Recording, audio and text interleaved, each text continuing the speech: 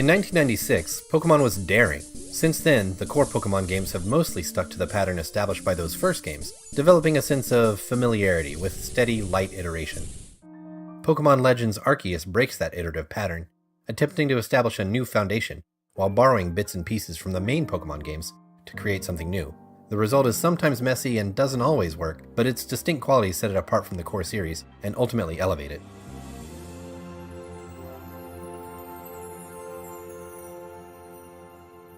Though it's a spin-off, Pokemon Legends Arceus isn't lending the Pokemon trappings to an entirely different set of mechanics, like the Mystery Dungeon or Stadium series. Instead, this game reimagines Pokemon's core mechanics, finding and catching Pokemon and battling with them, within the new context of exploring vast open spaces. Legends Arceus takes place long before the modern games, at a time when Pokemon haven't become integrated into daily life as pets and pack animals. There's a sense that the wilderness here is dangerous, and the villagers treat Pokemon like fearsome wild beasts. The exception to this is the Survey Corps, a small band of burgeoning scientists working underneath the local security forces.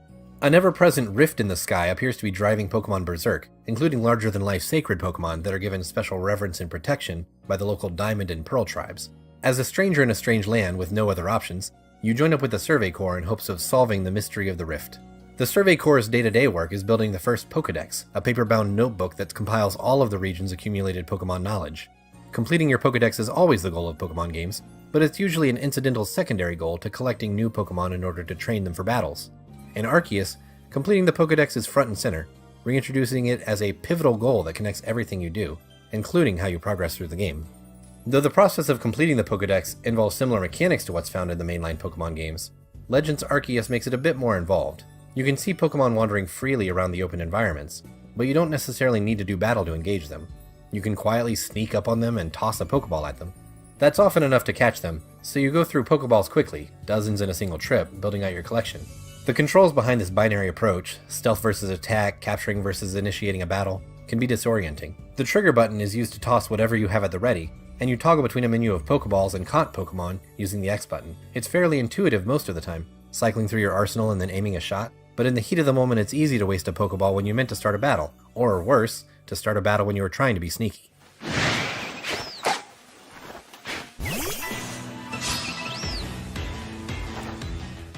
In a mainline Pokemon game, simply catching a Pokemon would fill out its Pokédex entry, but that's not the case here. Since you're building the first Pokédex, and since the stealth catch mechanic lends itself to quicker finds, completing a Pokédex entry involves completing a series of tasks. A Pokédex sheet will outline tasks, often with multiple tiers, like catching a certain number of Pokemon, defeating a certain number, and so on. Once you've completed a number of these tasks, you can turn in your findings and the Pokédex entry is considered complete. It's a remarkably flexible system that lets you play Pokemon your own way. If you love to do Pokemon battles, you can make almost all of your progress just fighting wild monsters. If you'd rather focus on stealth and barely engage with battles at all, that option's available too.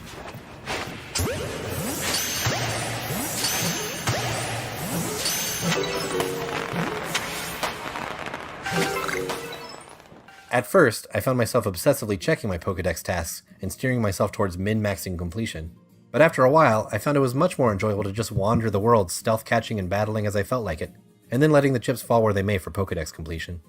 Unfortunately, campaign progress gating is also gated to completing Pokédex survey results. The Survey Corps gives star rankings that level up as you gain research points for completing tasks and filling out Pokédex entries. New environments open up as you progress through the story, but between each major story point, you need to rank up to the next star level.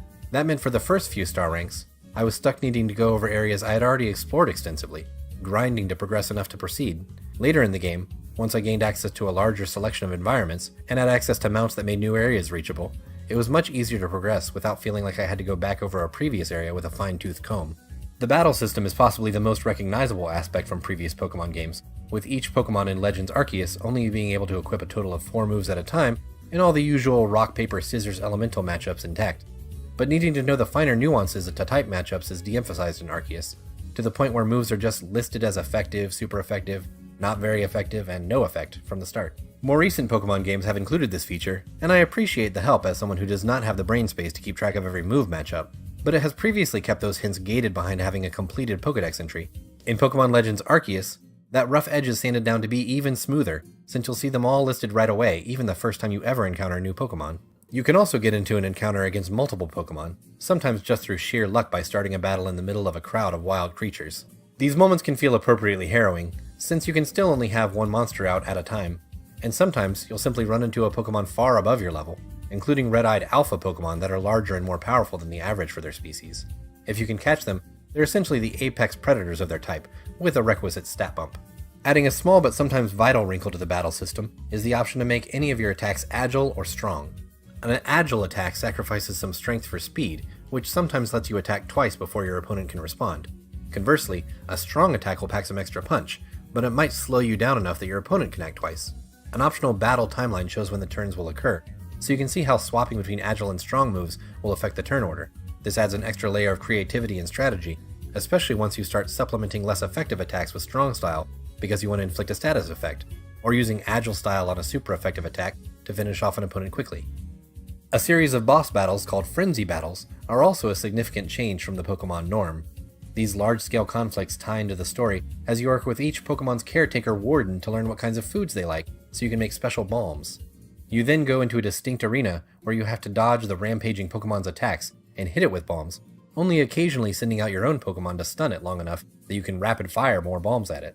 Sating these beasts by juggling the priorities of active dodging, looking for open opportunities to throw, and then mixing in traditional Pokemon battles is the most exciting the series has been in years. The wardens and the leaders of their clans are standout personalities in Legends Arceus, introducing a totally new cast of characters, but keeping the focus relatively small. Pokemon games often have a fairly sprawling cast of friends, professors, gym leaders, Elite Four members, and the champion, and we rarely get to know any of them particularly well. In Legends Arceus, there are less than a dozen main characters, and we spend much more time with them, getting to know their personalities and how they clash with each other. There's not a massive amount of depth to the story and characters, but I still got attached to these cute anime kids. The world is presented similar to Breath of the Wild, but this game's distinctly separate zones don't quite match the sprawling openness of that Zelda game. They're still rather large, and it captures that same sense of wonder, but it's not the same level of impressive technical feat. Pokemon Legends Arceus also seems to be straining against the technical limitations of the Nintendo Switch at times, even among these smaller environments. Pieces of world geometry pop in and out somewhat regularly, and bodies of water in the sky show texture repetition that's hard not to notice. It's a testament to the quality of the game that those issues only slightly detracted from my enjoyment. Some of the new ideas in Arceus have rough edges, and it's a slow start before you get access to many environments and mounts. This is an awkward first step, and it was a big adjustment for me as a longtime fan. Once Pokemon Legends Arceus finds its stride though, it's the most daring and inventive the series has been in years, breaking apart the staid core and creating something new and exciting from its pieces.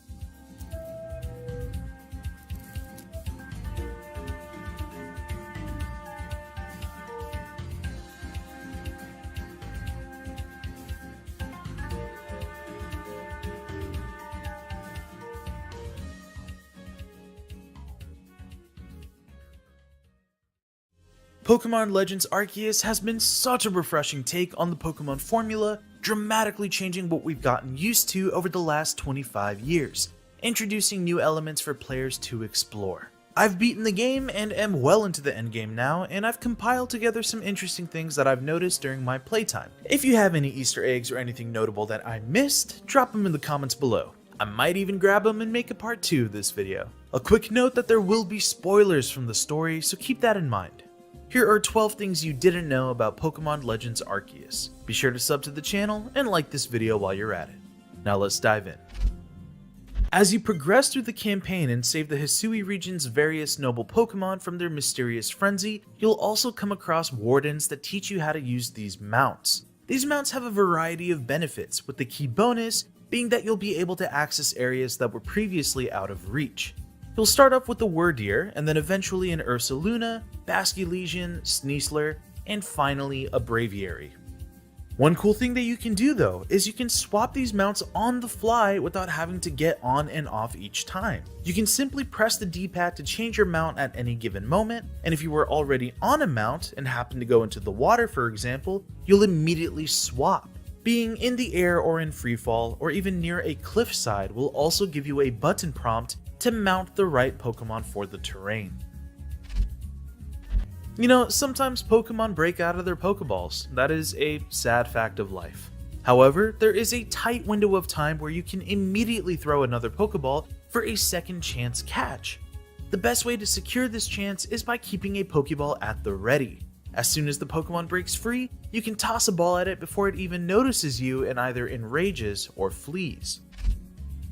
The animation for the Pokeball is slightly different from the OG games. Historically, the Pokeball is supposed to shake and wobble before being caught, usually 3 times throughout most of the past games. In Legends Arceus, the Pokeball will dramatically pop up in the air and emit steam clouds. You can get a quick gauge on the catch rate and probability of the wild Pokemon being caught based on the amount of steam.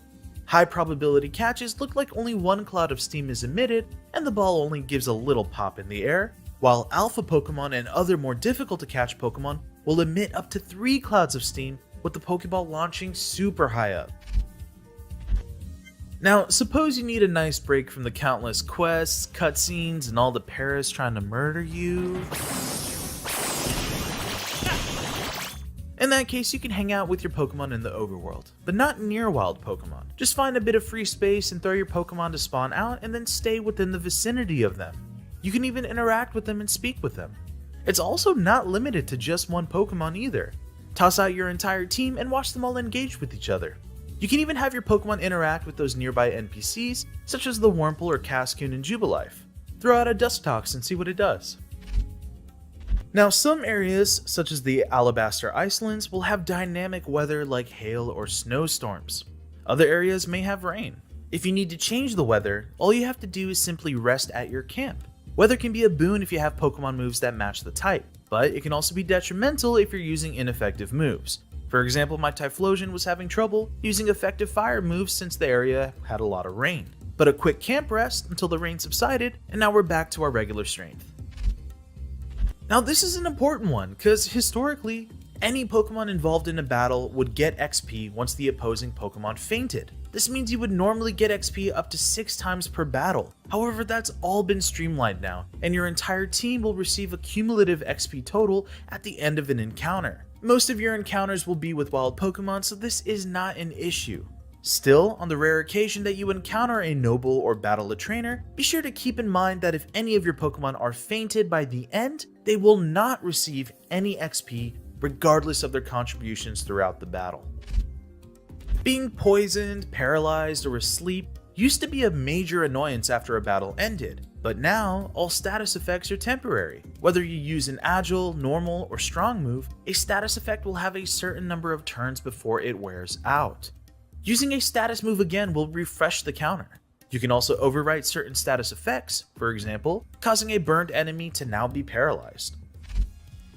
Maybe you're using Stealth Rock and you realize, wait, this works more like Whirlpool or Fire Spin from the older games. Or maybe you notice that the base power and accuracy of certain moves are slightly different. Well, you're right. Pokemon moves have had a dramatic rework in Legends Arceus. For example, you might not know that pulse moves like Dark Pulse, Dragon Pulse, and Water Pulse now have a 100% accuracy rate. And any kind of slashing move has a high crit rate regardless of what it is. This means that Dragon Claw and X-Scissor now benefit from a higher crit rate chance that used to be exclusive to a move like Slash. Most of these reworks make sense since there is no PvP battling in Legends Arceus. Some of these changes are really awesome though. Self-Destruct, for example, no longer completely faints your Pokemon. Instead, it deals closer to like 80% of self-damage. And huge destructive moves like Giga Impact or Hyper Beam no longer require a recharge either, which is wild. So you can just unleash the move back to back. Moves like Rollout or Outrage don't lock you into using the same move, but instead now state that your Pokemon is simply fixated on the move, meaning that using it again will gain a damage boost, but it's not mandatory. Not only are the moves some of the biggest changes with lots of hidden traits, but their animations look sick as hell too. At some point near the end of the main campaign, you will have a choice to be accompanied by either the Diamond or Pearl clan leader as you embark on the Red Chain main request. Depending on who you pick, that will decide which legendary Pokemon you catch first, and which you will have to battle with bombs in a noble style boss battle. In my playthrough, I picked the Pearl clan, and I came face to face with Palkia, eventually going back to Dialga later in the story to see that Dialga actually adopted a cool origin style form during the noble boss battle. So, if you prefer to battle Palkia in that climactic battle at the end instead, and end up using the origin ball on it, make sure that you pick the Diamond clan when given the option. This way, Palkia comes later. Regardless of who you pick, you will have the option to catch both legendaries, a first for Diamond and Pearl. By default, your Wi-Fi connection will be off when playing Legends Arceus. Be sure to turn it on. That way other players can return your lost satchels, which are important in netting MP points. You can use the MP points later to buy evolution stones or evolution items such as Thunderstones, Reaper Claws, Metal Coats, and so much more. As you go through the game's story, you'll unlock several different locations such as the Coronet Highlands or the Cobalt Coastland. If you save the game and fully back out and exit, you'll be greeted by a curated menu screen the next time you log in. The classic Pokemon Legends Arceus logo will appear on the right, with an image on the left of the last section of the region that your character saved its progress in. Alright, this is a fun one. There's a photo booth in Jubilife where you can go in and pose for the camera, even putting on this old-timey filtered lens to give it a old-fashioned and historical look. Talk to the photographer and change your pose or expression. You can even get your Pokemon out there too to pose with you, and hilariously, you can have your Pokemon play dead, and it looks pretty damn funny. Simply select the option for your Pokemon as you set up the photo, and enjoy. Now, trust me when I say there are a lot more things on this list that I'm saving up for a part 2, so if you want to see more and are interested in Pokemon Legends Arceus, please let me know. Sound off with anything you've picked up on during your playtime and I'll throw them in a future list video. Meanwhile, do me a solid and check out some of our other Pokemon guides and reviews, and for everything else, be sure to stay with GameSpot. Until next time.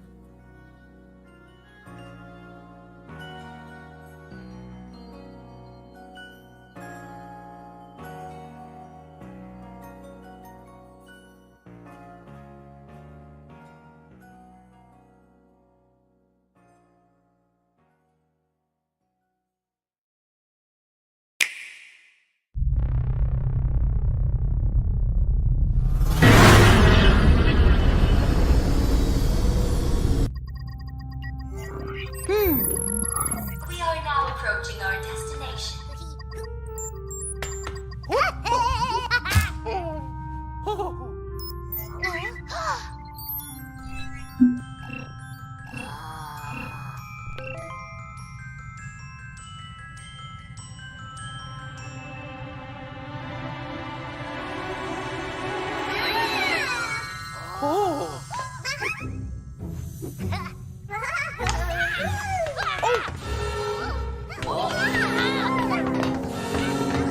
Vast energy anomaly detected.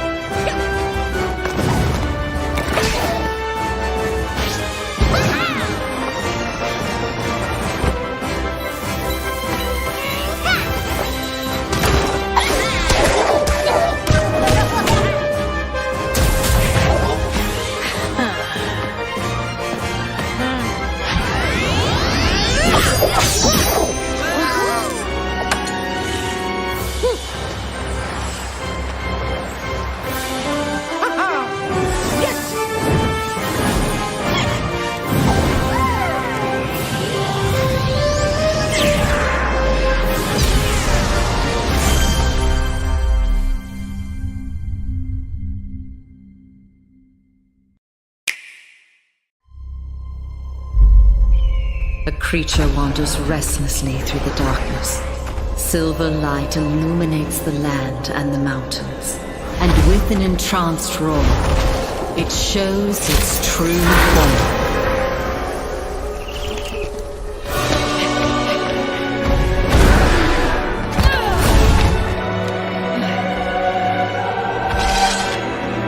Leave the beast to me. This is a royal matter.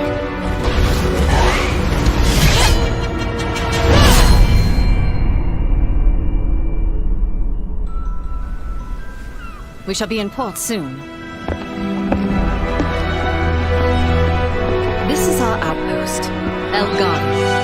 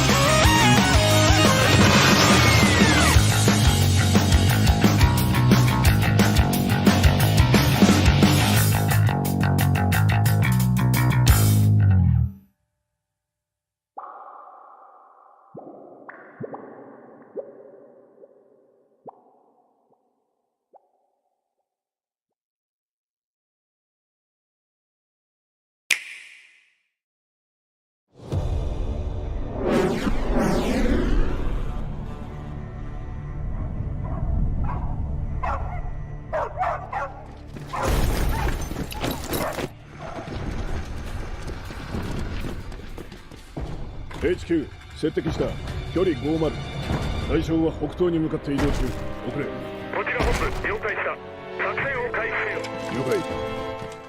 打撃用意。撃て。対戦車砲用意。撃て。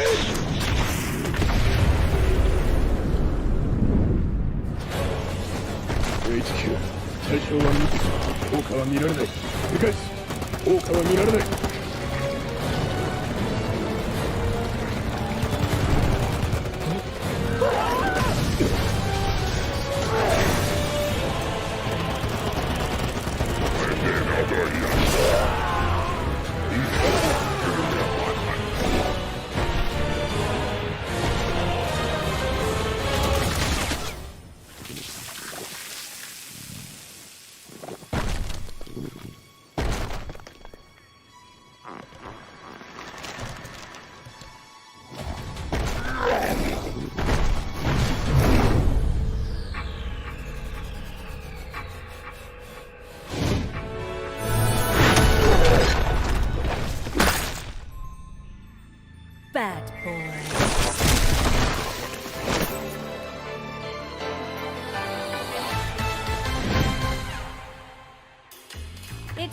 means I'm unfashionably late. But I'm ready to give you everything you want.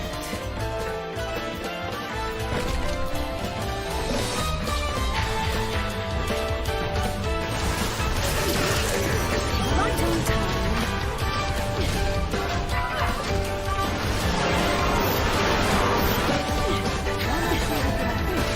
Break! Let's dance. Smashing.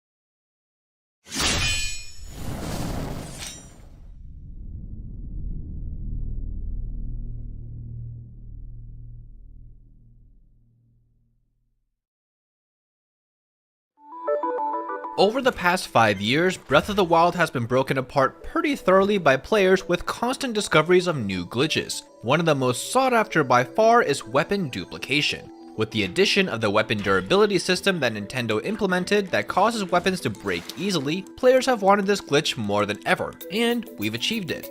But just how many ways are there to do this? Most players think of just menu overloading, the most popular method by far, but there are tons of variations of this and many other strange methods you may not know. So if you want more Breath of the Wild videos from us, let us know by liking this one. Let's start with one method that's not quite as well known, bone arm duplication. By breaking apart a stall enemy and taking their arm just as they pick it up, the game will think that you took the weapon, but you are technically empty-handed.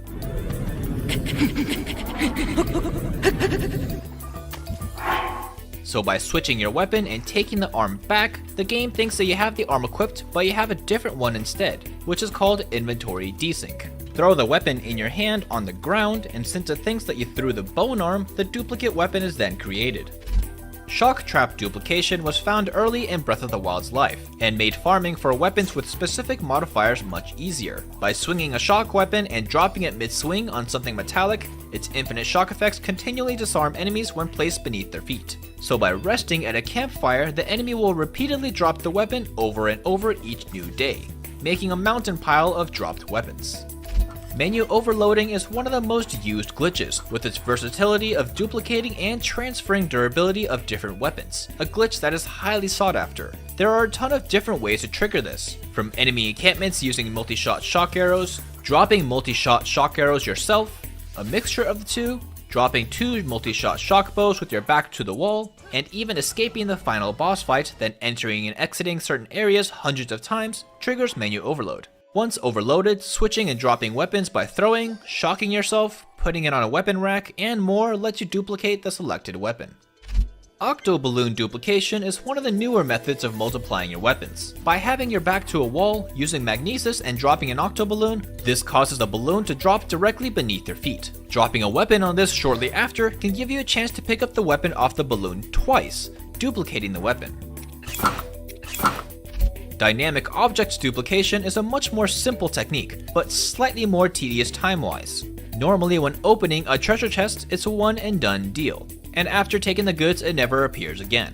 but by bringing any dynamic object, which includes some treasure chests with equipment in them, to map grid spaces over in any direction, opening it then doesn't actually count as taking it out, so it's possible to continuously grab the same item over and over, albeit with a little bit of walking. The next 3 methods are based off the same model teleport mechanic, which is a glitch that confuses the game on where Link's position actually is and giving you a split second to desync equipment on you. One way to trigger this is the horse sliding method. Horse sliding is a glitch that lets you launch off your horse in different ways. This method can be triggered by shield jumping on the rear end of a horse while it's slanted on a hill, riding forward a small distance, then jumping off, launching you backwards towards your original position. But doing this as you overspur your horse, jumping off and throwing a weapon at the same time, then switching quickly desyncs your held weapon. Now your thrown weapon pops out but doesn't leave your inventory because you technically had a different weapon equipped, so it becomes duplicated. The standard model teleport method requires using a horse at a slant, unequipping your shield at a specific moment while Link is tilting sideways, gives you a moment to desync and perform a duplication glitch. Always satisfying to see.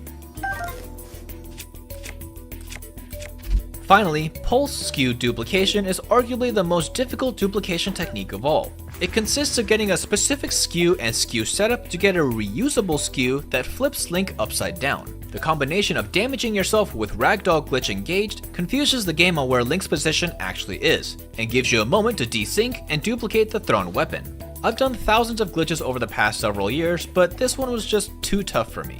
Oh well. What do you think of these weird methods, and how many of these did you know? Let us know in the comments below, and for everything else gaming, keep it here on GameSpot.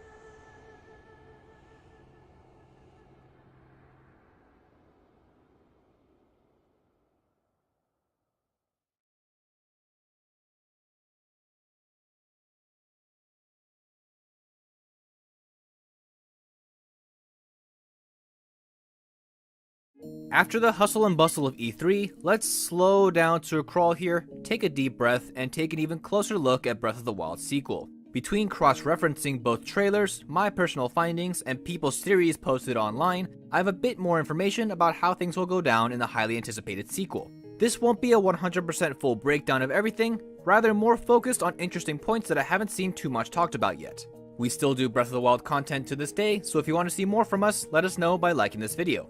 Now, let's take a closer look. Even though there were only short snippets of the Ganondorf scene in this trailer compared to the first trailer, these small scenes built more context and answers that weren't so clear from the first trailer alone. Using reference points of when Link's arm gets affected by the new entity and the malice, and when we see Ganondorf's malice-filled eyes are active, we can partially piece together what's happening at the beginning of Breath of the Wild sequel. Let's take a short look at my possible version of what happened, then slow it back down.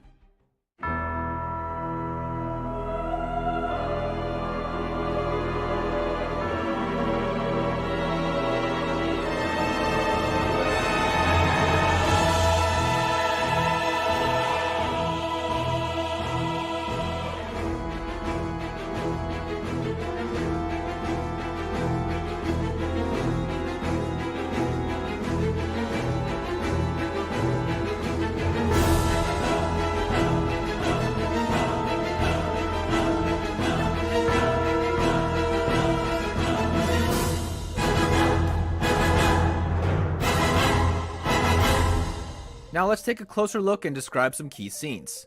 The first one of note is this scene here, where the finger moves. By the way Zelda is acting calmly and the shots before, I'm very sure the seal hand is still on Ganondorf at this point. But the way this is portrayed, it seems Ganondorf has some powers and is able to slightly move while sealed, and or was triggered by the arrival of Link and Zelda, which is understandable. I mean, this is possibly the entirety of the Triforce standing in one room we're talking about here. At this point, something happens and the room starts to shake, likely caused by Ganondorf, and the ground gives way, causing Zelda to fall through. While Link goes to save her, the most important sequence happens next. The seal hand catches Link. Putting 2 and 2 together, this is now highly likely that the seal hand released Ganondorf to try and save Zelda and Link's fall, although now we know that it was only half successful. Now that Ganondorf is free of the hand seal, his eyes of malice come to life, as seen in the next shot of him seemingly summoning more malicious malice from the second trailer. This is likely when Link was attacked, as his right arm is still normal at this time, and all throughout the game, it seems like this arm is fused with a sealing arm, so this arm fusing is definitely the last thing that happens. At this point, it's pretty clear what happens next, with the malice spreading throughout Hyrule Castle, lifting it skyward. It's possible during or after this castle raising sequence that Link then fuses with the entity, fairly likely to cure the malice that damaged his right hand. Since this undergarment definitely gives off more Zonai-ish vibes than his normal blue undergarments in this scene, it's likely he woke up in the sky, which is often shown off with this type of clothing. While this edit gives much more context to the situation, there are obviously many elements missing, so hopefully if another trailer drops in the future, we can further build upon the story. Clearly, something has happened between Link and the Master Sword, as this is the final shot in the small timeline that we have of Link having the Master Sword with him. He has no gauntlet on his arm compared to before, possibly from the previous Malice attack, so this must have happened after this shot. So at this point, it is possible he is unable to wield the Sword of Evil's Bane after being affected by Malice since the sword is sheathed. And since these shots are highly likely to happen in this order of acquiring and then settling in the new arm, it's inferred that Link passed out, and may have lost his equipment against his will, which is an obvious reset point as the beginning of the game. An interesting point with this situation though is if there's ever a problem with the Master Sword or it is misplaced, it returns to the Korok Forest. But in this case, as proven in the trailer, the Deku Tree is gone and even possibly dead in the sequel. So maybe Korok Forest and subsequently the sword pedestal could have problems as well. The fate of the Master Sword is severely unclear at this point. We just don't know how it will appear in the future. While there are many obvious and subtle nods to previous games such as Twilight Princess, Ocarina of Time, and Skyward Sword, I personally think that Miyazaki influences in themes and tones are too large to ignore. In the original Breath of the Wild, there were already so many things that you could pick out that shows Miyazaki's influences, but the astounding thing is that in just 2 small trailers for the sequel, a game we know barely anything about, we've seen references for 2 of Miyazaki's films multiple times, Princess Mononoke and Castle in the Sky. From roots growing through floating landmasses filled with stone paths, to a pair of explorers going through glowing caves, and cursed tendrils attacking the hero's arm, the nod to Studio Ghibli's work is still undeniable. At this point, it's pretty much confirmed that the mysterious Zonai, or whatever this race's name is, has an integral part in the upcoming sequel. The references to patterns and designs are really hard to miss. The Zonai are an ancient warlike tribe from the Faron region, and architecture from their ruins in the Faron region are sparsely seen throughout Hyrule. Examples such as the Dragon's Breath shield, carvings on the walls, and this pillar design definitely give off Zonai's involvement. Dragons also seem to have some general importance, as the music played at the end of the trailer, half of Zelda's lullaby, is played by an erhu.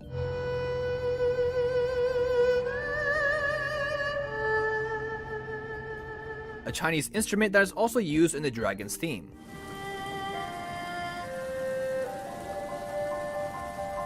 This is telling because there are already theories floating around the dragon's portal, and how that ties into the world above. These themes and locations may hold some importance in the future. One thing that is confirmed after staring at the shield for a while is that this is not one piece of equipment, rather definitely an attachment to a regular shield. The shield Link is holding is definitely the wooden shield, but it is still unknown if you are able to properly block with this massive thing in front of you. Another thing to think about is if bullet time is returning. There certainly wasn't enough combat in this teaser to get any concrete information, but I'm wondering if the slowdown mechanic is returning to the sequel at all. This backflip didn't trigger any sort of flurry rush, although it could be a sidestep dodgeable attack that they dodged incorrectly to not trigger it, or this attack isn't flurry rushable at all. Nintendo has shown this mechanic off in previous Breath of the Wild original trailers, so they may be reworking mechanics behind the scenes, or the studio is simply not showing everything off in these trailers. Also, an important note just by seeing these islands in the sky are the island's wall textures. They seem very unfriendly for climbing, with aggressive, almost 45-degree walls at some points and jagged edges with almost no places to rest. It's possible that these sides are mechanically designed just like shrine walls, unclimbable and making you fall down if you attempt to climb it. If that's true, this empty gap where roads end may require a special skill to cross a gap of this size. You couldn't just jump and paraglide across this if the walls are unclimbable. While it could be as simple as some magic bridge that appears here, I'm still crossing my fingers for some sort of grapple arm ability, which, with this creature's similar energy and seemingly extendable neck design, could be a template for Link's extendable arm. And this has been in concept art before. I mean, crazier concept art has come true, so who knows. And those are all the points that I had that were worth bringing up. Of course, we're very excited for the next trailer and the final release, so we'll be delving very deep into the game when it comes out. As mentioned earlier, we still do tips, tricks, and breakdowns of the first Breath of the Wild, so stick around for everything Zelda, and keep it here on GameSpot.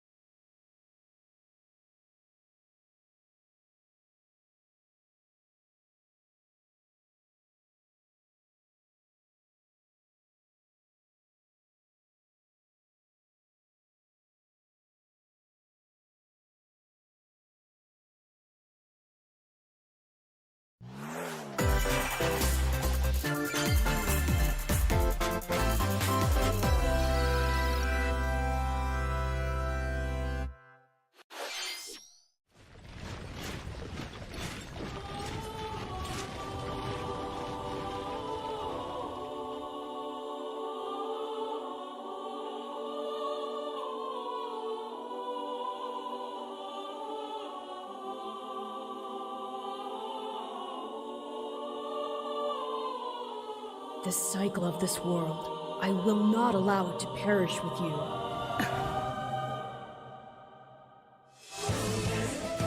I seek to destroy the irrational power structure that shackles Fodlan. If the kingdom is ever to part ways with our bloody past, this is the path we must walk. I have ambitions, Edelgard. Real ones.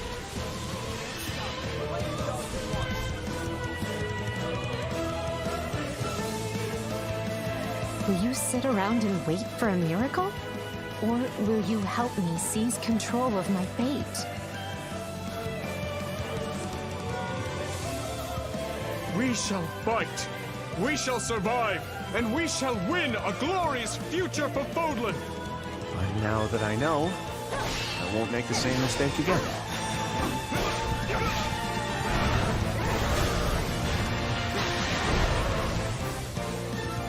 Revenge is not a thing you take for someone else. You seek revenge to slake your rage and heal your wounded heart. I know you are prepared to do whatever that you must.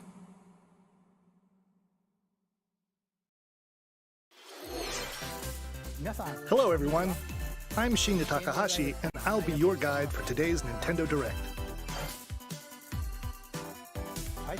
What you just saw was the trailer for the Fire Emblem Warriors 3 Hopes game. We hope you'll look forward to a different story set in the same universe as Fire Emblem 3 Houses. Let's see the first batch of Nintendo Switch headlines.